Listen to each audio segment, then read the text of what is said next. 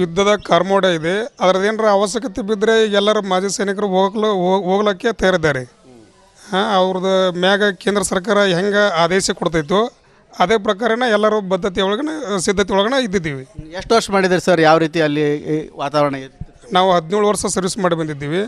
ಅಲ್ಲಿದ್ದು ಕಾರ್ಮೋಡ ಅಂತಂದರೆ ಅಲ್ಲಿದ್ದು ಲೋಕಲ್ ಜನಸ್ ಏನದ ಇದ್ದಾರೆ ಅವರು ಮ್ಯಾಕ್ಸಿಮಮ್ ಸಪೋರ್ಟು ಅಲ್ಲಿ ಇಂಡಿಯನ್ ಆರ್ಮಿಗೆ ಮ್ಯಾಕ್ಸಿಮಮ್ ಮಾಡೋಂಗಿಲ್ಲ.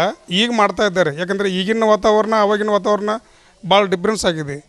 ಈಗಿನ ವಾತಾವರಣ ಏನಾಗಿದೆ ಅಂತಂದರೆ ಅಲ್ಲಿ ಟೂರಿಸಮ್ ಪ್ಲೇಸಸ್ನ ಅಂತೇಳಿ ಹೆಚ್ಚಿಗೆ ಮಾಡಿದ ಕಾರಣದಿಂದ ಅಲ್ಲಿ ಜನ ಮೈಂಡ್ಸೆಟ್ನ ಬದಲಾಯಿಸಿದ್ರು.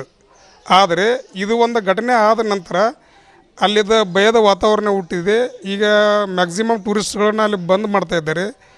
ಆದ ಕಾರಣ ಈಗದ ಲಕ್ಷಾಂತರ ಸೈನಿಕರ ಜೀವನ ತಗೊಂಡಿರುವಂಥ ಒಂದು ಕಾಶ್ಮೀರವನ್ನು ಬಗ್ಗು ಬಡಿಬೇಕಾದ್ರೆ ನಾವು ಪಾಕಿಸ್ತಾನವನ್ನು ಮೊದಲ ಬಗ್ಗು ಬಡಿಬೇಕು.